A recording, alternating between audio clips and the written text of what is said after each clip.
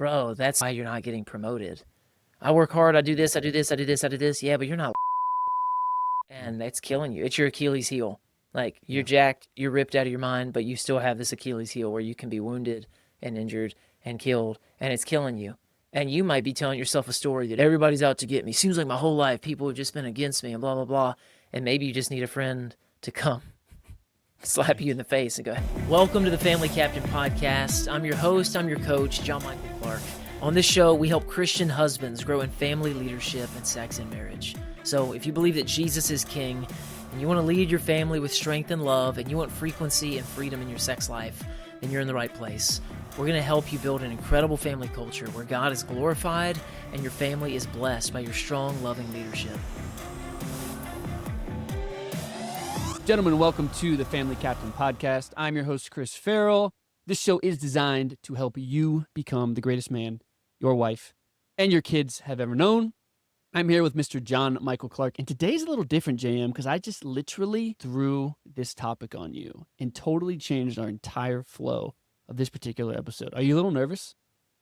Oh man, my palms are sweaty, knees weak, mom's spaghetti. Arms are heavy. Oh, I'm an see, arm sweater, mom spaghetti. Come on, dude. see, that's how Gosh. nervous I am. I can't get my Eminem lyrics right. Oh, that's good. That's good. Dude, no, but what's crazy is like in planning the episode, I have just seen a bunch of like messages coming from dudes, and I even saw something like from a guy in the elite who was talking about this particular topic. And I was like, dude, we got to do a podcast on this. Honestly, man, this can help dudes a ton with their careers. This can help them with upward mobility. This can help them make more money. This can help them gain influence. I mean, there's some really important conversations. So I'm excited to get into it, man. You Not ready? just work, but everything. Yeah, dude, you're right. Like, it's nice to be liked. Not because you're insecure, but it's just, it's better. It's just there's things that are objectively better. Would you rather be liked or disliked? I don't care. What? That's weird. That's a weird thing to say. Of course you'd rather be liked. Like, it's going to smooth things over. It's going to be a blessing in general in all areas of life. So we don't want to be cowardly. We don't want to be pandering. We don't want to be insecure. But yeah, we want to help guys. There might be some blockages, Chris, that a bro doesn't even know he's got. He might be checking all these different boxes and he's missing some simple things. And if we can encourage him there and help him find the path forward, let's do it. Yeah, dude, absolutely. And here's kind of the big idea I was thinking is like, okay, a guy's at work, he's in a particular career. There are always people above you, right? So there's management if you're not a manager, or there's higher level executives, supervisors, C-level executives. We have all these people that are above us. And in many cases, people are like, well, the answer is like, I have to be in their circle, right? And so the big thing here, man, is like, how do we get around the more powerful people in the organization and actually get them to know us, to like us, to trust us? Yeah. Right?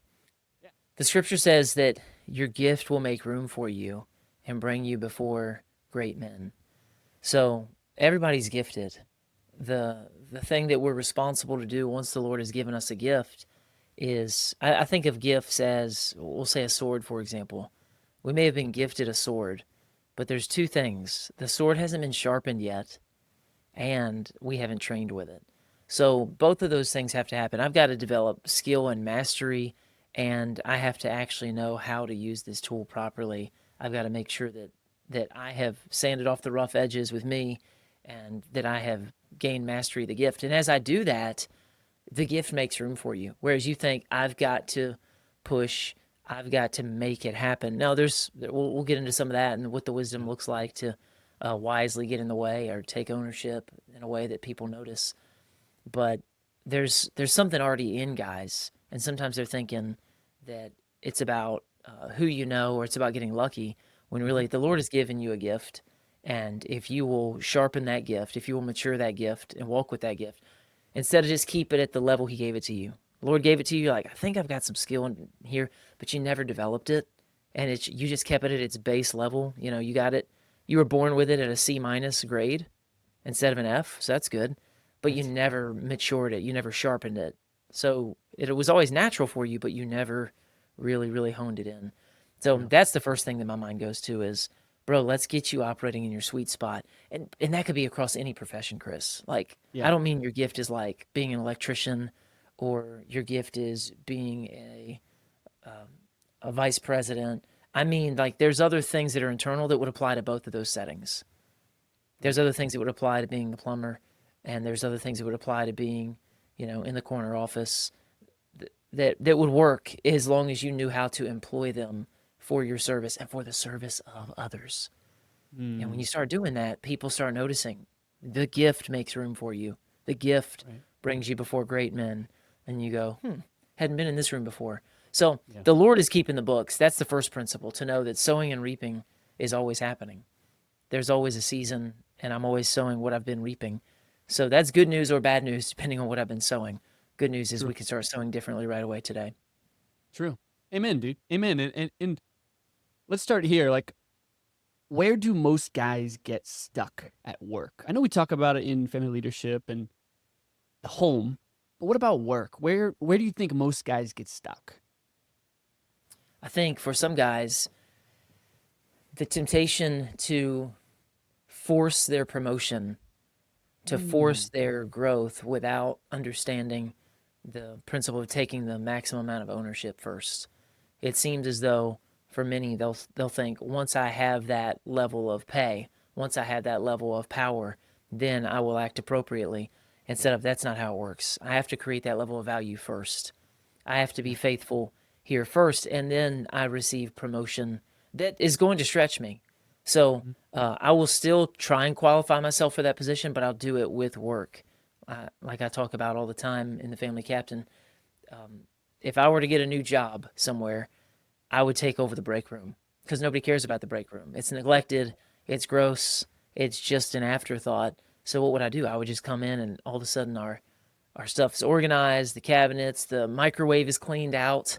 I don't just leave everything in there exploded and gross for decades. And I manage the room, and next thing you know, I have authority and power over it. Congratulations, Joe Michael. That's not much authority and power. No, it's not, but I've served people well, and I have greater influence now. People are Mm, deferring to me. And most importantly, the Lord has noticed. Whether or not my boss ever found out about what I was doing, my teammates surely noticed. yeah. But the more I can care for them in different ways, I know the Lord is watching. I know the Lord is paying attention. We've got a brother on the team, on the family captain team. Mhm. He heard me give that teaching a few years ago, and he said it was just got it, just locked in. And he's had a couple different positions since then. Oh, And he said he's just taken max ownership. The bro acts like an absolute boss when he comes into the office in the morning, and he checks on people like he's a boss, even though he's just their peer. interesting. But he doesn't do it with the leg of authority. He makes sure he's emphasizing the two legs. So he's leaving off the leg of authority when he's doing that. And he's going, "Hey, Sarah, good morning. How are you? How was your weekend?" It was good. Like boss language, Hmm. covering language, caring for you language. That's awesome. I know you've been working on that thing. Um, I know, my department has been doing this for it too. Let me know if you need any help with that or finishing up and blah, blah, blah. And It's good. boom. And now he's on to the next one. And he hovers and he's shepherding the whole office. And they're just like, this brother's awesome. And he's continued to write his own script. He's like, the freedom that I have in this job that no one else has. Like, bro gets to leave early, and not a Mm, single person in the office questions it. Why? Because he's a stud and he crushes it and gets all his work done and yeah. cares for everybody else. And they've Yeah. come to him and they're like, again, they've come to him and they've invented a new position. They're like, we just understand the gold mine that you are, and we want to give you this new role, this new position, this new power, and all these things. And he's like, So oh, good. like he's getting to write his own ticket Yeah. because he's taken maximum responsibility first, instead of like, well, in a year they'll have my review and I might get a 2% raise and we'll see what happens, instead of like, no, I'm going to come in and be the captain of every ship. Yeah. So that's all we're talking about. We're not talking about flexing authority when we don't have any. We're talking about flexing compassion and responsibility, because when you do that, authority will flow to you.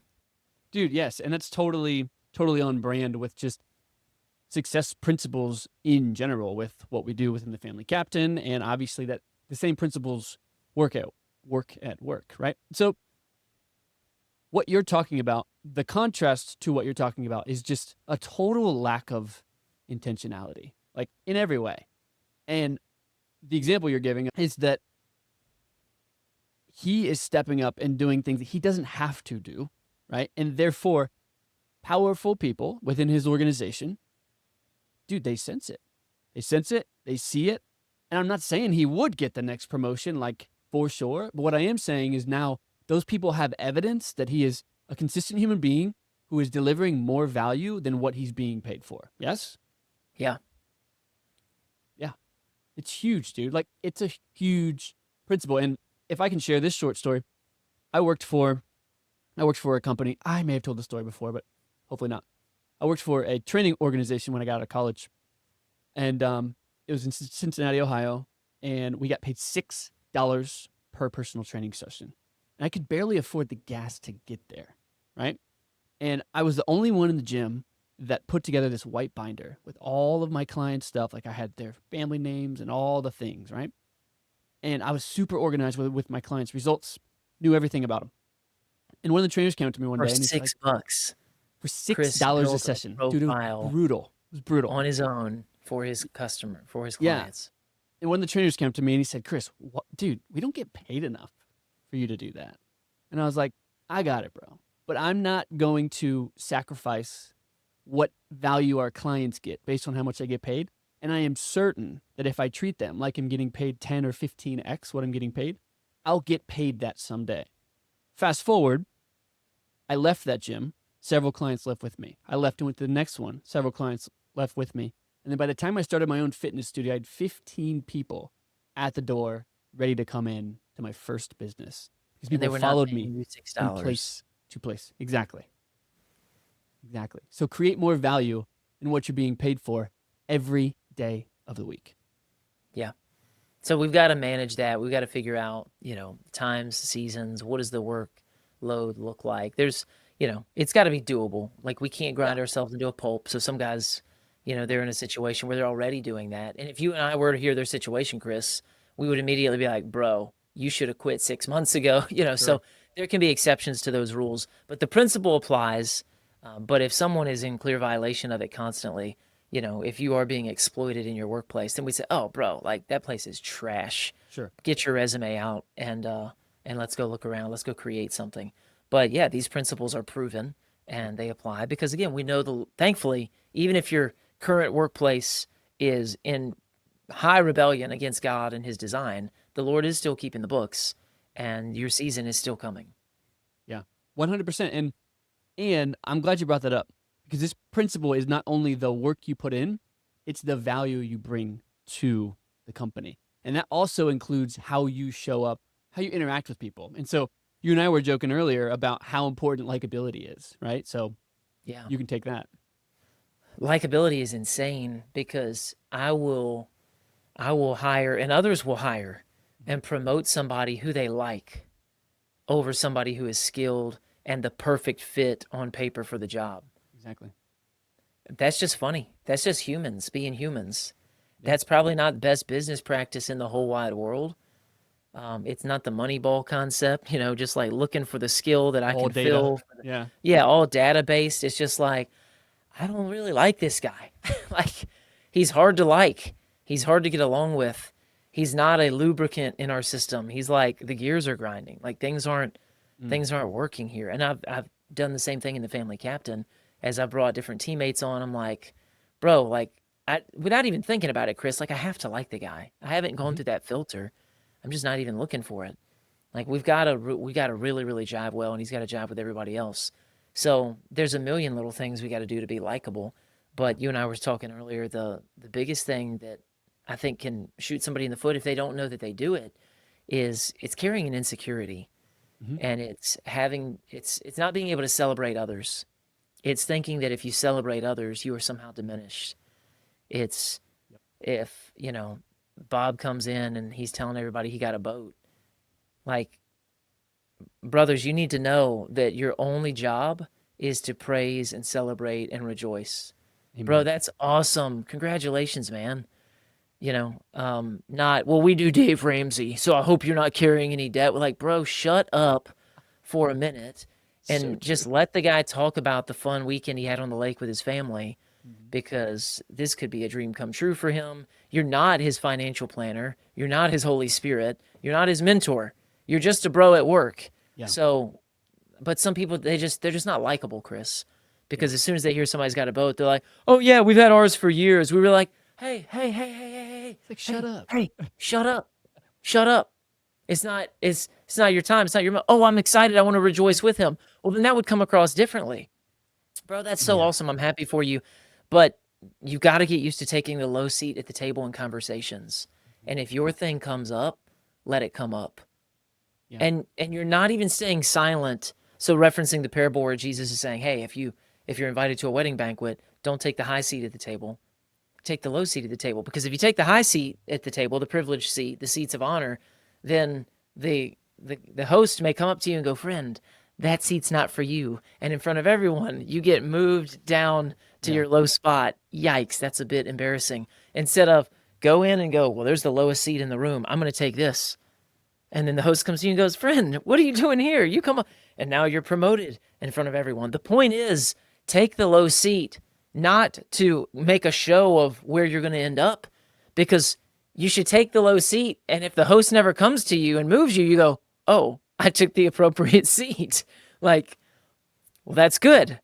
I don't think of myself more highly than I ought. But just being able to celebrate people and be excited for people, uh, and that kind of insecurity is gross. Like, Yeah. we don't enjoy it when somebody's saying like, "I did this" or "I did that." You'll have a time, you'll have a place, but get used to taking that low seat in that conversational dynamic. Yes. And this guy might have bought his little 16-foot skiff, and he's so excited, or his 10-foot skiff, and he took his kids out, and you've got a 30-foot Right. whatever Boston whaler, and you're like, "That's not a real boat, bro.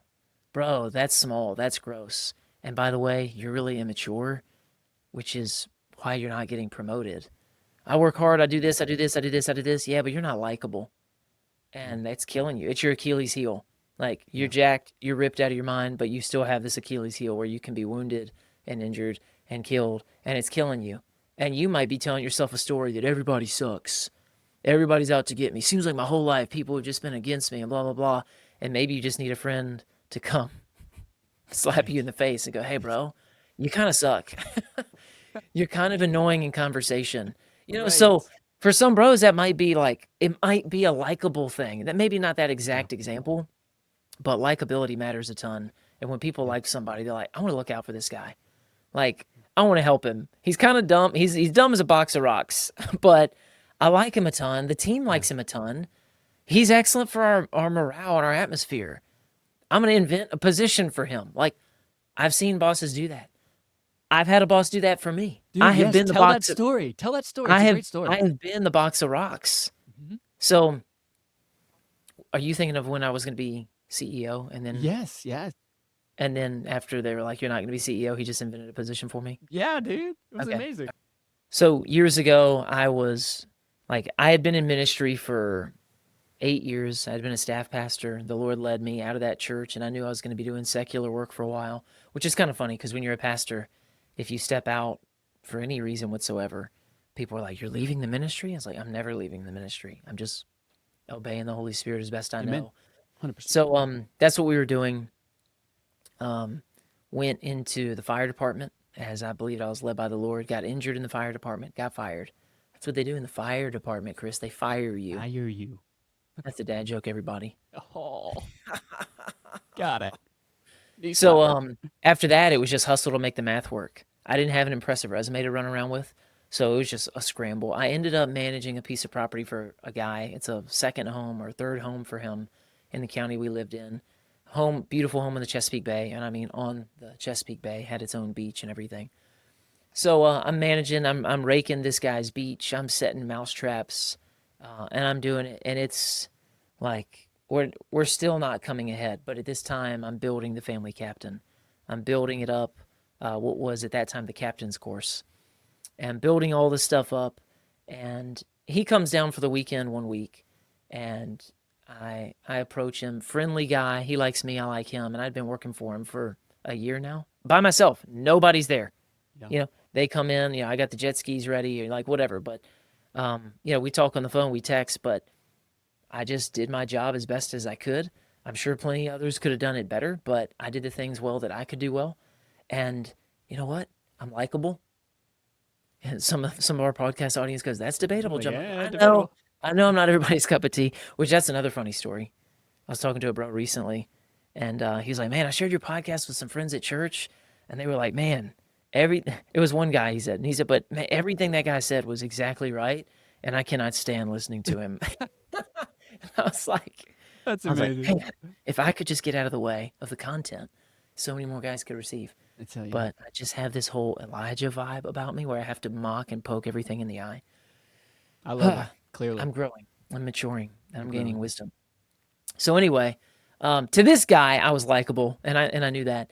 So he was down one weekend, and he was he was putting around, and I was putting around, and I'm working doing stuff. I was like, Ray, I said, I got a question for you, man. I said, what else could I do in your business? He owned like a $200 million company. He lived out in West Virginia. I said, what could I do in your business? Because I just knew he was a creative enough Yeah, guy that we would brainstorm with me and wouldn't be offended by the question. yeah, of course. And I said, I'm not saying I'm moving. I'm not saying I'm not. I'm just saying, what's possible out there. And he goes, well, Joe Michael, I wasn't going to bring this up yet because I'm working on something for the next couple of months. But since you're asking now, I'll go ahead and bring it up. I'm retiring from my business. I'm like, bummer. Okay. So I guess that's the end of it. And into that possibility for me. We're sitting at the picnic table. He goes, I'm retiring from my business, but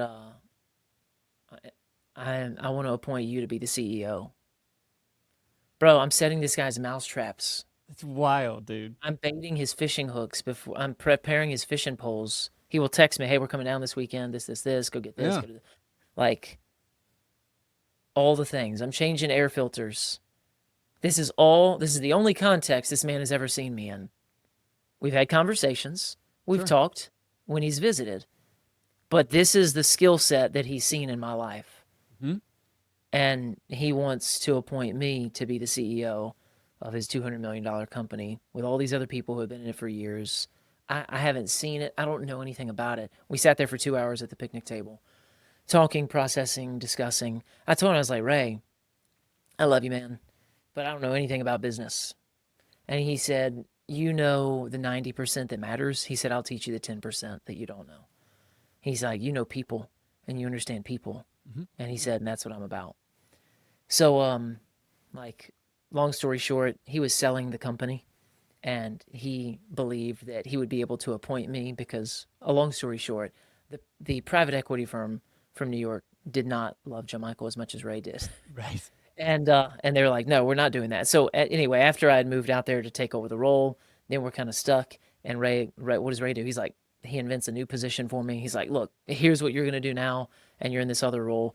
Hmm. But it just shows like people will hire the person they like Yes. instead of going around and finding who is the next who should be CEO in a company.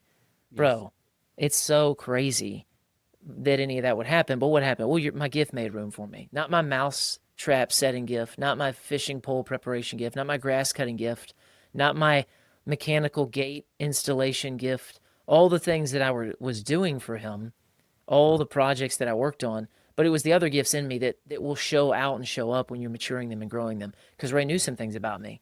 Yeah. He knew I had those earbuds in constantly. Whenever I wasn't hanging out talking with him, and he knew I was constantly listening to the next book or the next sermon or the next podcast. And he knew that. And he's going, that ain't nothing. That means something. So this guy's a constant learner. But also, he knew I was building something, not just an information consumer, not Right. just, I've got to get my next piece of knowledge. I Huge, dude. have such a big brain on leadership. Yeah, but are you leading anybody? Are you leading anybody well? Is there good fruitfulness? So he knew I was building up the family captain, or at that time, the captain's course, and he knew I was trying to develop and figure that out. So he's like, this guy is not setting my mousetraps forever. Ray knew that. Yeah. Like, Ray knew, like, Jamichael's stuck in this moment, and Jamichael is like, he's passing through. This is obviously not his final destination, and he's not just like here to be like, what can I get away with?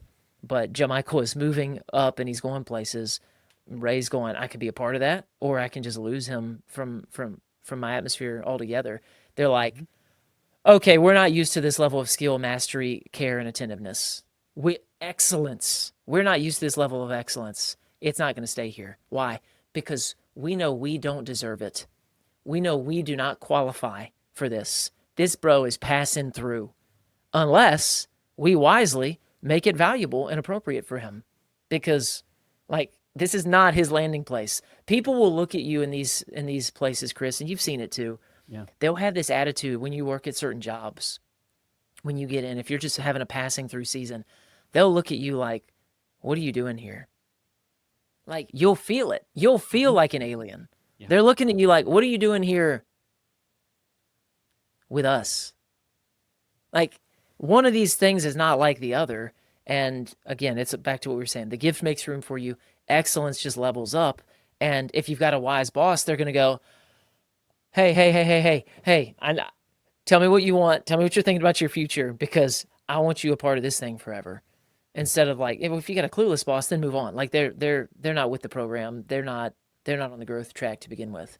Yeah. So that's the example you and I were saying earlier. We would tell bro, move on. Like they're brain dead. Move on. Go Right. to the next place. The Lord is keeping the books, but these people are also brain dead. So he is going to promote you, but he can't do it there because these people are just too rebellious and ignorant.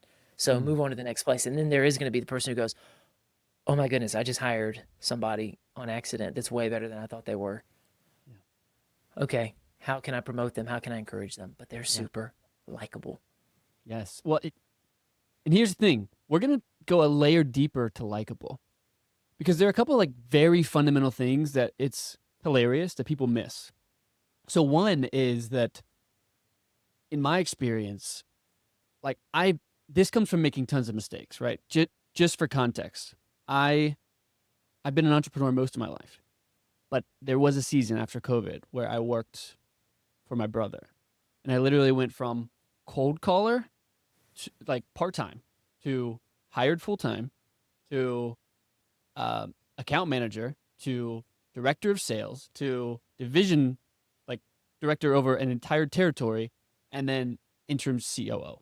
Like, whoa, right? I hit all of those stoops, not because he's my brother, right? It was really hard to do. But what I realized through a lot of those mistakes is that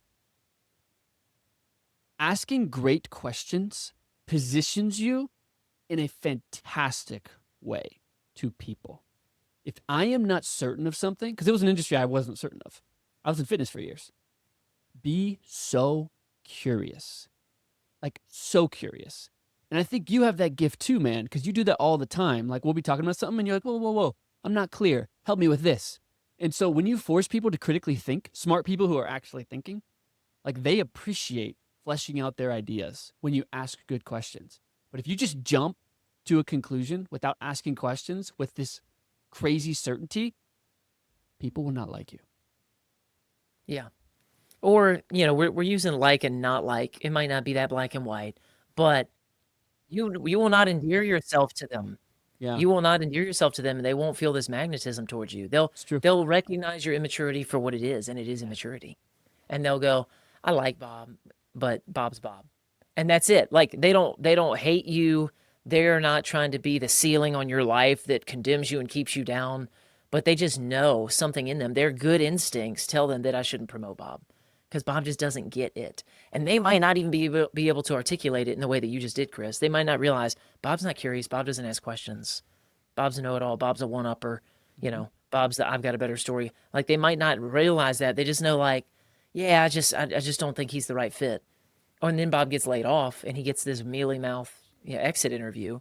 And like, "Bob, it's been a good run." He's like, "What?" Like, they wouldn't explain. And in all fairness to them, they might not have even been able to articulate it. They're just like, "Yeah, Bob, it just hasn't been the right fit. We're looking for blah, blah." I do that. And they're like, "Well, you've done good with it." Like, and they're stumbling, and not because they're liars, maybe, but they Right. really just can't articulate, like, "Bro, you don't ask good questions. You're not curious. You're just seeking yourself. You're just thinking about yourself. Mm-hmm. And you're not actually, bro, I'm about to say it on the Family Captain podcast. You're not a servant leader." That's it. Unreal. So what does that mean? You're not serving with leadership. Leadership would naturally ask questions. So it's funny when you said that though, because I would have never described myself. I wouldn't have thought of myself that way. I don't think of myself as a person who asks the good questions because I feel like I know people who ask good questions and I'm like, what a gift. Like I get around high level bros who like, Mm-hmm. bro, you could want to be a steel trap and they're going to get stuff out of you. Not because they're prying, not because they're nosy, but because they're amazing. There's Yeah. a woman, this godly Christian woman from the church Natalie and I were at years ago. And we talk about that. Her name's Jessica, and I'll reference Jessica that way. Like, Jessica could see you and be like, hey, how are you? And you're like, I'm good. And then Jessica's like, she's not settling for that. Like, you're not getting away with that. Yep. And you can trust her and you can sense that there's a genuine love there. And she's like, Yeah. how are things going? And you're like, Yeah. man, I've been, it's this. And then you're like, why am I telling Jessica everything? I love it, dude. Why am I sharing I all this love it. stuff? So there's like a different level of gifted questioning. Mm-hmm. I think my level is much lower, and it's just I'm just curious. But I don't Because you're even not think about it. certain. I just don't know what the heck you mean. Right. Like you're I'm not asking the even being question. special. I'm not like, Yeah. what would a wise leader? What would a good question be right now? I'm not thinking any of that. I'm thinking I'm a box of rocks.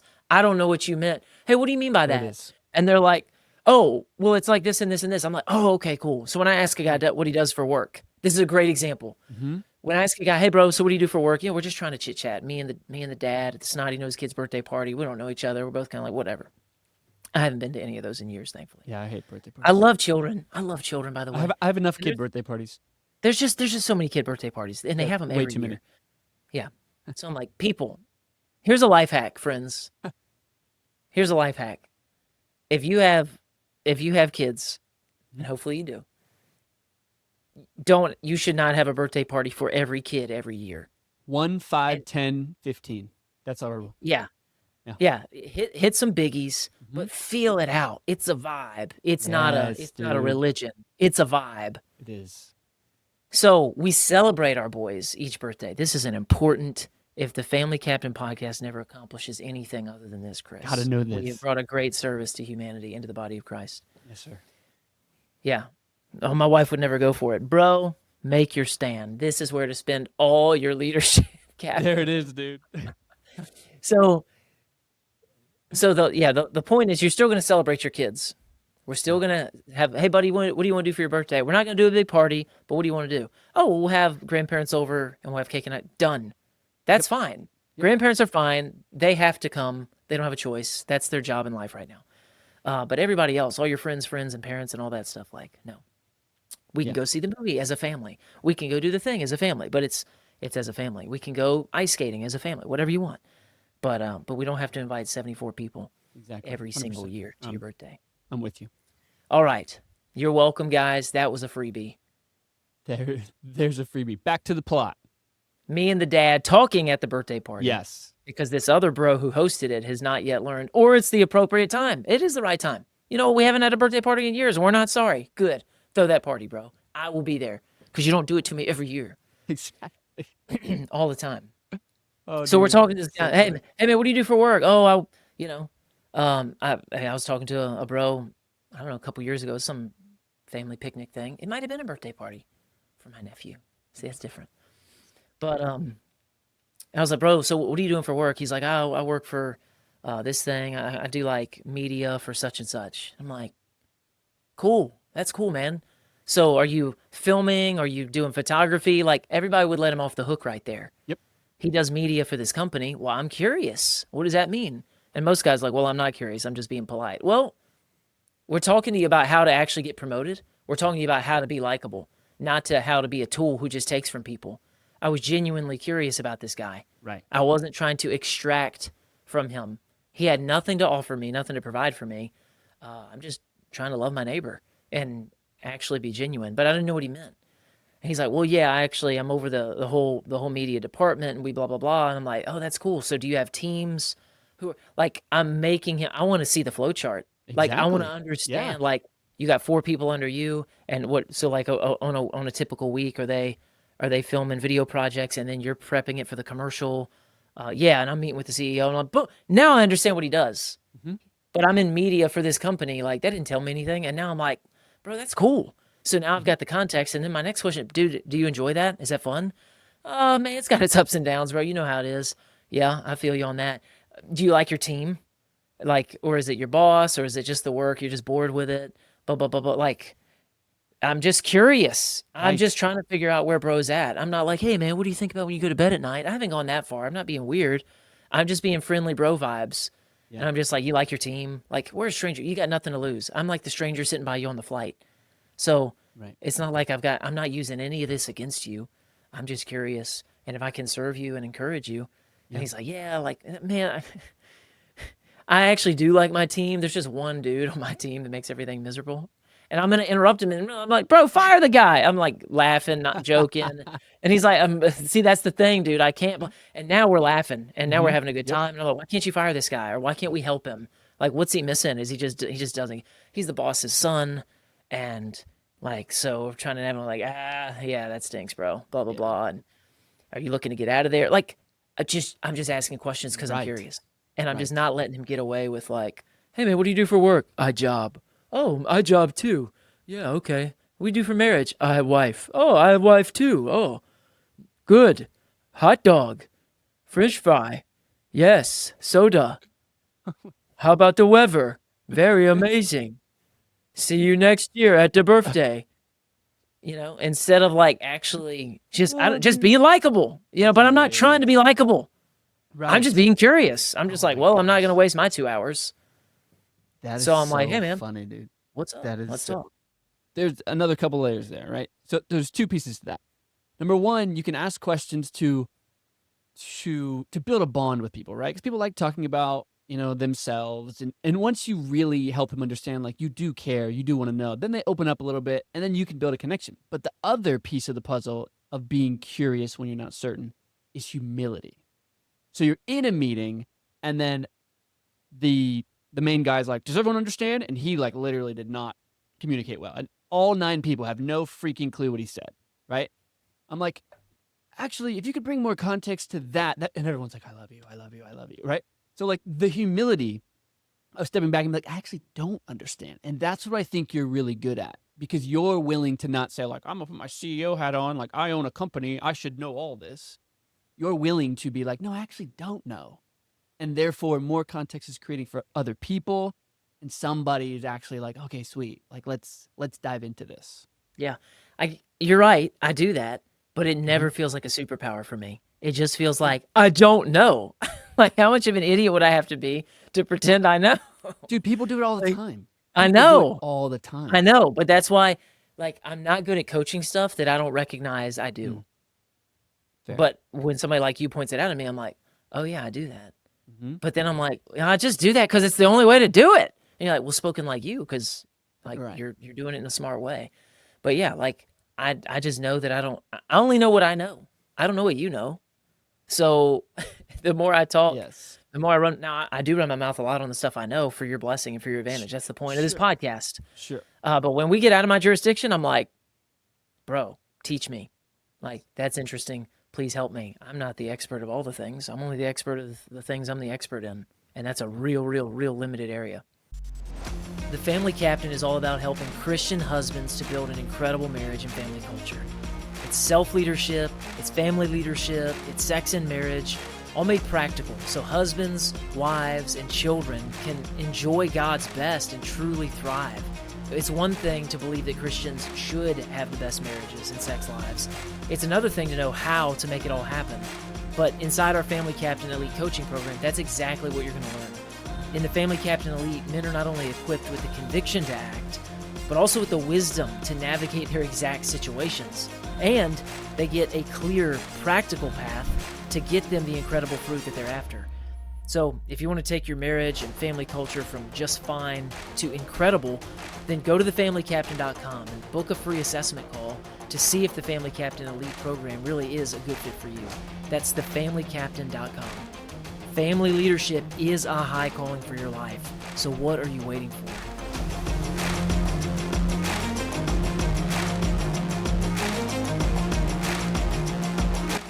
Yeah.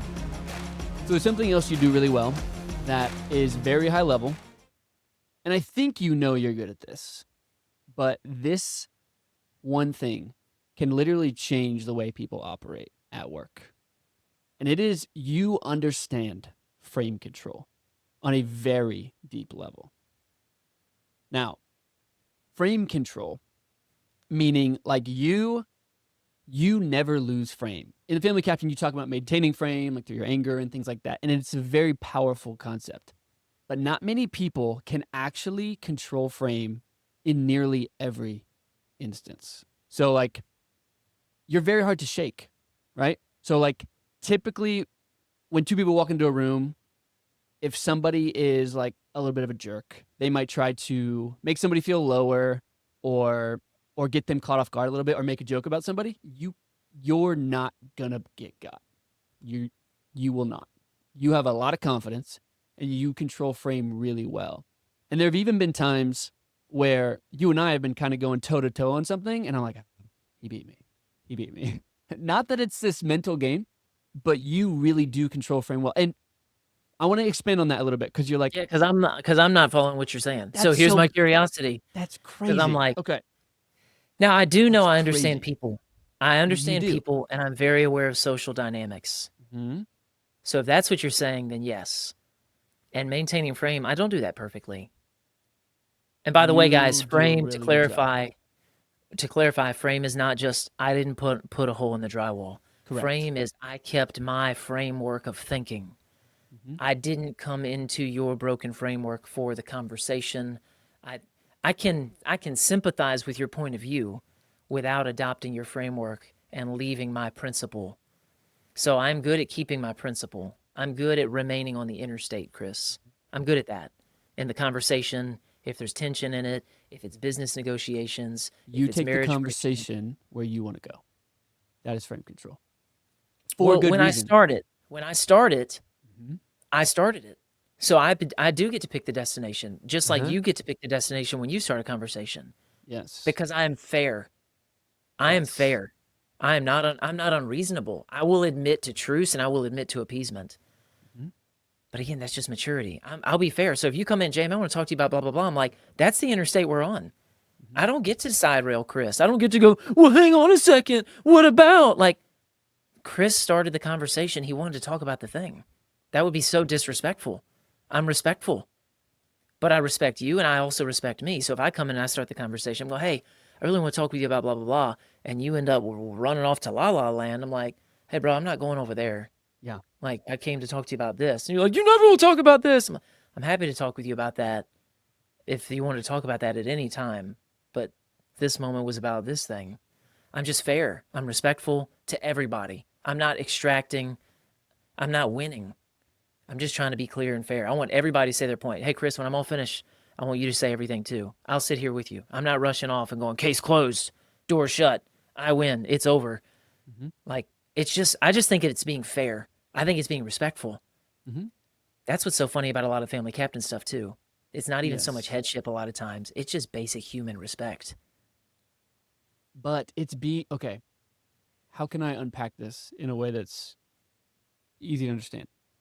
So it's like, Easy enough for Joe Michael. well, here's the thing, man. You can come into a conversation with you have a view of something, I have a view of something, right? And we're both going at it. Okay. You will say, like, okay, Chris, you're right if I give you enough evidence to something. But you will not get shook. You will not get thrown off guard by people like throwing rocks at you. You do a really good job of staying poised. I think that's the way I want to say it is poise is I can huge. take a joke. I can take an insult. You can take a joke, you can take an Oh yeah, insult and not, but you're I also quick absorb it, wit. bro. You can always, yeah, you absorb it, you pitch it back a little bit. And I think a lot of people cannot, um, can't keep up. They can't keep up. And frame is a really important thing. It's a very important posture when you have frame control and you are basically saying, like, this is how I need to be perceived in this context. Okay. I don't want to get too in the weeds here, but like, I'm at work. This is how I need to be perceived in this context. Right. So I'll drop frame with like my wife and my family and just kind of like let loose and chill. I'll drop frame with you sometimes and stuff. But if I'm in like in a professional conversation with someone, I need to be perceived in this way. And I have to maintain the control of the conversation because once I lose control of the conversation, not in like a prideful way, once I lose control of the conversation, if I know where I can take it, it all falls apart. Especially when the other person on the other end, I can't trust where they're going to You're go. no longer serving them with leadership. You're no longer serving them They with didn't know leadership. what they were Yes. doing. They were just rambling. They're nervous. They're Yes. confused. They're whatever. And like it's leadership again is service. It is. So It you are is. bringing that service to them by bringing the continued clarity, by keeping a framework around it. And you're saying, I'm putting these fences up alongside us. These are guardrails so we don't drive off. This is a service to you. Well, I want to Mhm. go over here. That wouldn't serve you. I have the mastery, the skill, and the wisdom to know that that wouldn't serve you. Well, I don't want to work with you. Oh, you're free to go. There's a gate wide open for you. But if you're working with me, if you're married to me, then here's how this marriage is going to look. If I'm your father, then here's how this household's going to look. If I'm your coach, here's how this engagement's going to go. If I'm your pastor, here's how this is going to go. Well, I don't want that. Oh, no problem. You're totally free to go. But this is the framework of how I can serve you well. Mhm. It's not an ego trip. It's I understand what's best. I don't think you do. Well, then you of course you should never submit to me then. You'd be a psycho. You'd be an absolute moron to ever submit your life in any way to an authority that you can't trust. So if you can't trust me, easy day. God bless you. Let's Yeah. part ways. So I'm always willing to have people walk away from that. And I'm certainly willing to be insulted. I think it can kind of be fun, actually. Yeah. I enjoy Yeah. a good insult, Well, sure. like on the ads online, Yeah. like You like read the comments? when it's really funny. I mean, every few weeks I'll pull up the ad and I'm like, let's see what we got. Some of them are just like filthy, wicked, just evil Right. kind of thing. I'll just delete them and block them. But if it's funny, like the last one I saw a few weeks ago, it was funny. He said, "That mustache says stop resisting." That's like all they put. Like So Super I'm like, Troopers, oh, dude. yeah, yeah. I was like, that's funny. That's fun. I'm like, that one gets to stay. That's clever. That I'm like, is I'm funny. not a cop, but my dad was. So Stop resisting. That's I'm so going funny. for the Top Gun. Okay, guys, Oh that's my what really gosh, hurts my man. feelings. I love it. I love it. Well, all right. So I want guys to think about, guys who are listening to this, I want you to think about your superiors at work who are successful, who people respect. And I want you to think about how they show up. I want you to think about how they handle conflict, how oftentimes, and do not mow over what I'm about to say, they are slow to speak, they are quick to listen, they are poised. Nothing shakes them. That is what I mean by frame control. That is what I mean. And in my experience, man, if you want proximity to powerful people, you have to be poised. Yeah, that's the lighthouse. The lighthouse is Yeah. certain in its conviction, but I think you often see it in leadership because leaders are shepherds. Mhm. So guys who aren't shepherding, like they don't care, and you can't fake it. Faking it can only take you so far. A True. powerful resume can only take you so high. Like truly being a shepherd is what the Lord's going to promote. That's what the Lord wants to see. Somebody who actually cares about the people, and that's their motive for service, not just like if I do this well enough, I can write my own ticket eventually. Well, that's an added byproduct, and that ain't a bad thing, by the way. But if you're doing it exclusively to extract, then it won't amount to anything that you want it to. But when you really can be consistently the lighthouse. So what does the lighthouse have? The lighthouse is firm and immovable. The Mm-hmm. lighthouse says, "Oh, you're gonna have to go around." Whoa, I can't believe this. Oh, I've actually been here a long time, and I'm just right here. I'm not mad at you. Um, Maybe I am, depending on the context. That's okay too. But I'm right here. I'm actually right here. You need to move. No, you can go around. Lots of space. There's like Mm-hmm. literally the whole world you could go around me, but this is the spot that I've picked, and I'm gonna stay right here. That's the light staying on as well. So the firm and immovable part is the strong lighthouse, but the light being on is the fruits of the spirit: love, joy, peace, patience, kindness, goodness, faithfulness, gentleness, self-control. That's the stuff that's going. Hey, like none of this is weaponized. Mm-hmm. And I think that's what you see in me, Chris, if I do it well, Yeah, you is do. that I'm not weaponizing any, like I'm not using and taking from people. I No. want you to win. Like, and like, if you're competing against me, you can't because I want you to win. Now, in a crew race, that would be different, but I want you to lose Right. and I want to destroy you. Exactly. But like in business and all these different settings, like I'm not trying to, I want what's best. And that's what a shepherd is Mm-hmm. wanting. So when you really want that, it's easy to have conviction because I'm not being selfish. Yeah. Like it's not a war of the egos. I'm like, I know there's a best solution here, but I'm also not afraid of conflict. I'm not afraid because I'm like, hey, we can spar back and forth. I want the best idea to emerge.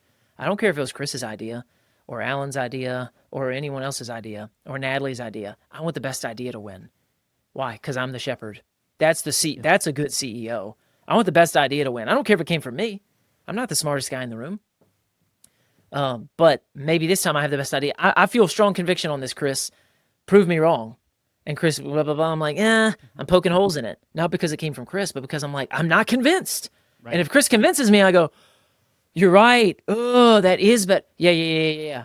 Okay. And I'm like, I'm quick to flip. So I thought you maintained frame. Well, my framework was not my idea wins. My framework was the best idea wins. Yeah. And once I was convinced on the best idea, I will not be moved off of that. Now I'll go to war and I'll fight and die for Chris's idea. And if the whole team cries about it and whines about it, I'm like, guys, here's 17 reasons Chris is right and we're wrong. And like, this is what we're doing. Best ideas Right. win. It's But okay. but you're bringing up humility, dude. That I think a lot of guys are like, well, good for you, JM. Like you're leading your team with humility. I think a lot of people are not leading with humility, and the people who are trying to experience upward mobility within their job are like, well, how do I handle this? And so I've worked with non-humble leaders, people who are like, it is very hard to get your point across. And here's what I've learned is, again, back to the slow to speak, quick to listen. I'm always like taking in what they're saying, right? And even if I want to say something, even if I think they're wrong, I'm like, just like chill, just nothing, right? And then Absolutely. when it's time for me to say something, like let's say they're moving on, hey, do you mind if I ask some clarifying questions? Like, oh yeah, before we move on to that thing. And I usually say something like this, like if they're dead wrong, I'll be like, hey, John Michael, dude, curious, how confident are you in the statement you just made and the strategy you're laying out? Just want to know. Because if you're like 95%, I'm like, okay, cool. I'm not going to sway you.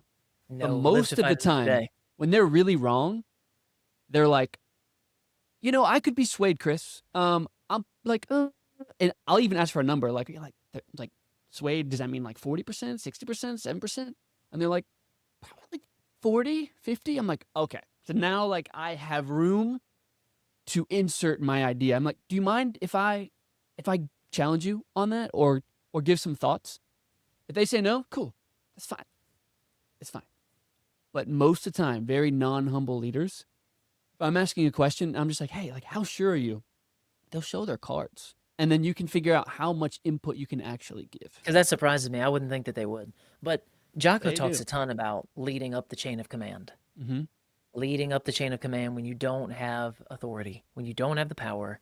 Yeah. And It's hard. he doesn't talk about it as compassion and responsibility, but he emphasizes responsibility, taking ownership. And then, we know that authority is going to flow to the one who takes the most ownership. So, yeah, if you do have that boss, you're like, this would be great, guys, if I had a humble boss. Like, you're going to have to flank. You're going to have to Right. find a way around that. Jocko talks about that, the heavily fortified position, that machine gun bunker. We don't just go charging forward and say, I'm a lighthouse. Like, I'm going to hold my principles. Like, hey, wisdom, serpentine, hard to hit, wise as a serpent, where there's no venom and there's no bite, innocent as a dove. But I can flank this situation and I can serve my boss. Jocko talks about, man, somebody's got a big ego. He goes, it's real simple, folks. You stroke their ego. Like you don't try and be like they need to be brought down a notch. Yeah, they do, but that's really the Lord's jurisdiction more than it is yours. Mm-hmm. Now he's not talking about being obnoxious or being a brown nose in the office, No. but he's just talking about like if they're that insecure, like, bro, if somebody's insecure, Chris, I want them to feel secure. So I'm not trying to cut them down and be like, hey, bro, you do that all the time and everybody hates it. Like, you think that that was bold and wise of you. It wasn't. That was probably embarrassing and probably harmful, and you just lost capital. Whereas instead, Mr. One-Upper, the guy that we don't like, Story the topper. one-up story guy, like, what am I doing with him? A lot of times, I'm just drawing it out of him more. I'm going detail on one of the things, and I'm trying to praise him, and I'm actually trying to give that guy some positive identity. But bro, that's such a gift in you, man. Like if it's something legitimate, I won't make stuff up. But the insecure person, the insecure child, when I see an insecure little kid, and they're like, this, a little boy, me and this and this and this and this and this, I'll make sure to get that little guy's attention. Be like, hey, you know what? like whatever, as a pastor or just as another dad, I'd be like, you know what? You are so good at such and such, and I'm so proud of you. Mm-hmm. Yeah, I want to mark this boy. Why? Because that's what he's looking for. Yeah. Well, he's just acting out for attention. So let's give him some attention. Like maybe this That's would good. actually bless him and help him with some security. But Yeah. again, that's got to come from a place of security again in us. So if you're insecure and your boss is insecure, then it's just going to be the battle of the wills. If your boss is insecure and you're secure, then you can go, all right, let me play the long game here. Let me walk in wisdom. Let me make sure, let me show them that I'm serving the mission. And some bosses, they don't want any challenging language.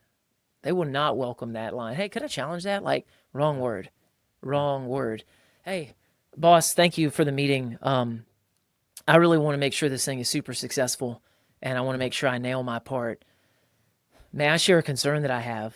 Mm-hmm. Yeah, go ahead. Instead of, this whole idea is stupid and you're Right. dumb. So I can see how phase one makes perfect sense. My concern is that in phase two, when we get there, what am I doing? I'm being submissive. Mm-hmm. Submissive. I'm submitting humbly, vulnerably. There's no judgment, there's no accusation, and there's no leadership. But I asked if I'm allowed to share my fear. Oh, husband, may I share my fear? Oh, husband, may I share my concern? Oh, of course, sweetheart. Here's my fear. Here's my concern. Now, if you have an absolute toxic nightmare of a boss, some humble submission will reveal that to you pretty quickly over over a few months even. But that's where I want to go. Boss, may I share a concern I have about this? No. Like what boss would say that? Mm-hmm. But you go in phase two. I'm concerned that when it goes to market, or whatever, when we go to do this on the house that we're building, or when we do this with the software, when we do this, I'm concerned that the team won't have solid communication, or I'm concerned that the customer won't think this or that or the other, Mm-hmm. and I won't know how to handle it at that point. Mm-hmm. Well, you'll figure it out. Well, that's my fear, is that I won't know Mm-hmm. how. I didn't judge. I didn't accuse. I didn't lead. I'm just sharing my concern vulnerably, submissively. So there's always a way to still defer to the power that's above us and do it in a way that's respectful. Yeah. And I wonder how many guys aren't doing that. They're being passive aggressive. You Yeah. know what? We're going to quiet quit. We're going to let the project fail. And the boss will have egg on his face. Enjoy your position and enjoy your current pay Yeah. because you're staying there if you don't True. lose the job. Compared to like, I want to take ownership of this thing. I'm not going to submit to him. Yep. And your wife won't submit to you either, nor will your kids. Like, Mm-hmm. you're not a man in submission to anyone. You're not under submission to the Lord Jesus. You're not under submission to your boss, but your wife should submit to you, right? She should actually, truly, accurately, biblically. She completely should. I'm just Sure. saying, sowing and reaping, it's a thing. Yeah. I didn't invent it either. You did not. You did. Well, I'll bring context to even what I said. I'm talking about like a 1v1 conversation. Like Okay. you're not on their level, but you're in the room with them, and Yeah. that's where I've been in many cases. And the particular word I'm using, like challenge, is intentional, because typically the people that I've at least been in rooms with and worked with, they're intelligent people that love to be challenged. They want their idea to be better than yours, and Okay. so Yeah. that's why I Well, throw that well, out they're there. humble. Yeah, they're humble. I'm talking Yeah, to the non-humble leader. Challenge is like they bow up on everything. yeah, They bow up on Eh, everybody. I heard who Jocko does? tell a story one time. Fair. He had been consulting for years in Uh-huh. business. So he's learned all his leadership lessons and the seals, and he's been teaching. He Mm-hmm. teaches it. Yeah. And they had these meetings all day. I think this is in one of his books. But this guy, this CEO, young stud, college football star, came out of college right away, made millions with this business, and Jocko's there consulting. Just two big silverback gorillas. And Jocko was like, it was just friction all day. Mm-hmm. And Jocko, like during one of the breaks, he finally realized it. He was like, my ego's in the way. Jocko was like, I'm insecure. And he was just naming it to himself. He's like, this kid's a stud. This kid is smart. This kid is rich. And like he had just lost his frame. And this is Jocko, the best leadership teacher I've ever heard, my favorite of all time. Mm-hmm. And this is Jocko. And so during one of the breaks, he goes up to the guy and finds him. He goes, hey, man, can I talk to you for a second? And it was like tense. And the guy's like, yeah, what's up? Like Yeah, ready. Yep. squaring up, Yep. like in the appropriate social way, not think they were actually going to fight, but like, hey, man, can I talk to you for a second? And the guy's like, yeah. And Jocko's like, hey, I just want to say what you have built here is absolutely incredible.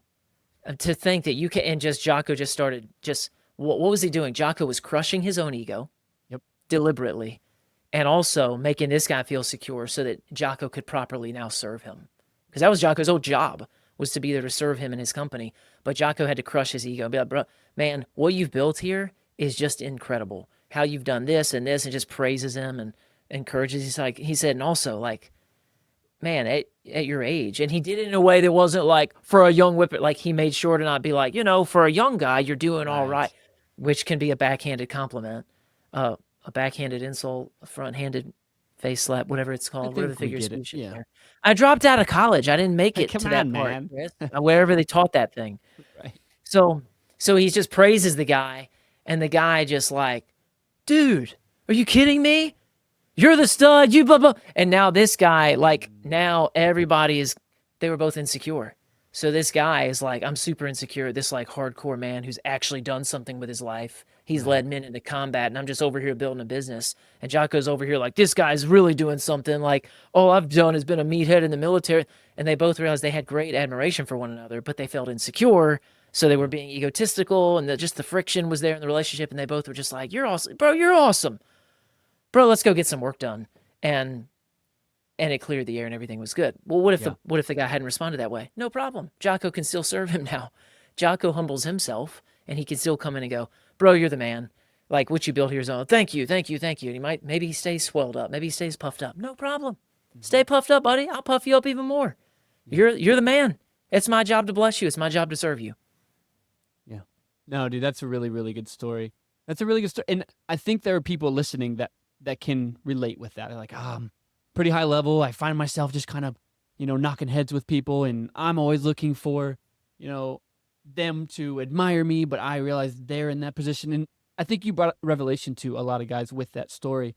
Um, you know, I would love to see a ton of comments on this video of people who have worked through things like that. Like share the things you've done, because for me, it's always been inquisitive, right? I'm curious. Can I challenge this? Can I share my concerns? Like you said, like I'm not anything special. I'm just literally saying like, hey, can I share this idea? Are you open to this? You never want to story top. You always want to just like you said, let people celebrate the thing.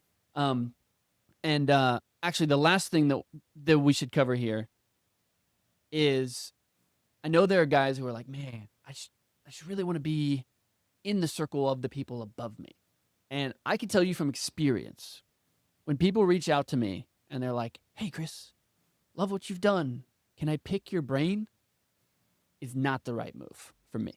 Because to me, that means, can I pick through your brain all the things you've learned, all, the things you've bled to build, and just take what I want and leave what I don't?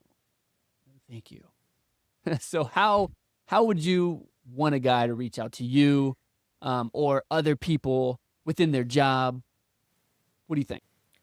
So I'll do it differently. I will respond a lot of times when I get those kinds of messages, but I'll do it briefly. If they ask me a terrible question, I'm like, "Hey, brother, blah blah blah." I hit them with a voice memo, but I'm not like, "Yeah, meet you for an hour on Zoom," until Right. I understand what's going on. But once I have some context for what's going on, and I know that they're an action taker, then absolutely. But I'll typically give them a speed bump to jump over. I'll give them a hoop to jump through. Hey, man, Yes. read this book. It's gonna bless you so much. And then I'll even say it. Then come back to me, and I want to help you more. I don't just say read a book, goodbye, get out of my life. Right. I'll say, hey, read that, hit me back, depending on the situation. Mm-hmm. But if it's a business thing, I've had guys reach out to me over the years, and they're like, bro, I want to do everything you're doing just like you're doing. I think it's awesome. I say, you should. We need a million more things like the family captain. Get after it, brother. And Mm-hmm. I've spent some time with guys, and I like filmed videos and recorded looms and got on Zoom, and like I showed them the keys to the kingdom for Mm-hmm. everything. All the stuff nobody showed me, all the stuff I had to learn, I'm like, here it is, go do it. And I never heard from them again. So Yeah. I don't know, maybe they're blowing up and they're crushing it, hopefully so. Right. But I think they just did nothing. So be an action taker. If you get any mentorship, if you get Yes. any encouragement, if you get any instruction from somebody above you, you hang on every word they have to say, and they will help you to the gates of hell. So Not that you want to go to the gates of gates- hell. Dang it. What? See, I Oh. dropped out of college. I can't say stuff right. I'm the box of rocks. They'll help you no matter what. Yeah. They will go with you forever. And whenever a guy does what I tell him to do, like, he doesn't know it, but he's got me forever. If those guys had come back to me, Chris, and be like, Jam, I did what you said in the videos, now what? Like, they would either be working in the Family Captain with me and I would be paying them, or they would have their own thing going and we would have some mega partnership going on. They didn't know that, and I didn't promise them, like, hey, bro, just so you know, if you just keep doing what I tell you to do, you know what's going to happen, Chris? The likability is going to increase a bajillion %. And I'm going to be like, 100%. this is my boy. This is my bro. And he's given me nothing ever. Yeah. All I did was give. All he did was take. But because he did what I said, because it's such a rare thing for people to do what you say. As a pastor, it's such a rare thing for people to do what you say. As a coach, it's such a rare thing for people to do what you say. And then as a business guy, if somebody would just do what I say, oh my goodness, bro. I'm like, dude, I would have ridden with you to the gates of heaven. I would have done anything with you. I would have gone into combat with you, and we'd have been best friends like 4 years from now. But you just kind of ghosted, and that was just kind of the end of it. So be an action taker, because action takers love action takers, and everybody likes an action taker. So if they tell you read the book, come back and don't just be like, I read the book. Be like, man, that was so helpful. These are the main things I took away from it. They're like, hello, antennas up. I have a stud. My stud alarm is going off. This dude's a stud. Bro, you got to go read this now. And they're like, got it. And 4 days later, they come back and they're like, oh my goodness, man, thank you so much. I got this and this and this. You're like, okay, this is fun. Like, this is cool. I like this guy. I like helping this guy. Bro, let's get on a call. And the next thing you know, 2 months from now, bro, fly out here. Like, let's spend a couple days.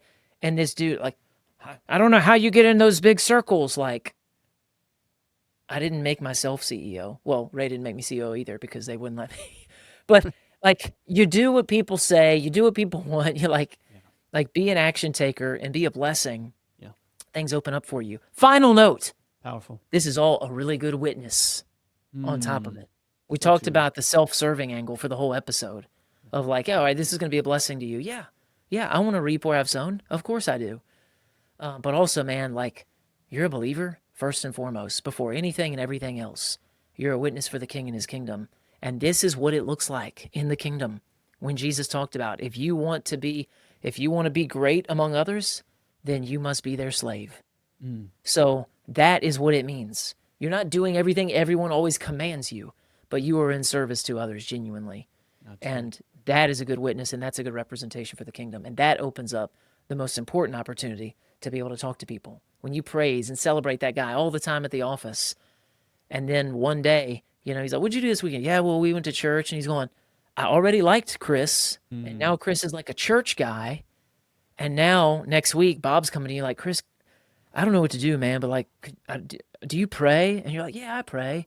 And so he'd be like, I pray 45 minutes every morning. Here's my Bible, and I read the next thing you know, you've got this person of peace, and now you got this ministry, and now you're being a blessing.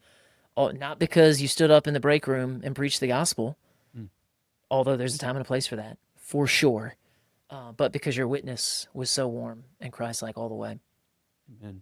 Amen, dude. I love how you brought that full circle. You're absolutely right, because if you're not consistent in your work and you're not likable and you're not someone people want to be around, why would they want to practice the things you practice? By the way, I'm a Christian. Whoa, you're the worst employee we have. Ooh. You suck the most at this workplace. Dude, that's so common. Yikes. That's so common. Wow. Dude, great stuff today, man. And speaking of action taker, guys, you can learn more about the Family Captain Elite in the description below. Check it out. Book an assessment call if you feel like it's the right fit for you. We hope this is valuable stuff for you. But yeah, please drop comments. Obviously, you guys have had your experiences. Yeah. We Tell your stories. Tell your nuggets, the way you we love flanked it, the way you repented, the way you overcame. That'll bless everybody. Yeah, it's good, dude. All right, JM. Good stuff, dude. Till next time. Go captain your ship. Thanks for listening to this episode of the Family Captain Podcast. Now go take some action and serve by leading well. Also subscribe, leave a review so more men can find the podcast and be helped. And if you're ready to take your growth to the next level and you'd like more support, check out thefamilycaptain.com for our resources that'll help you accelerate your journey. And until next time, go captain your ship.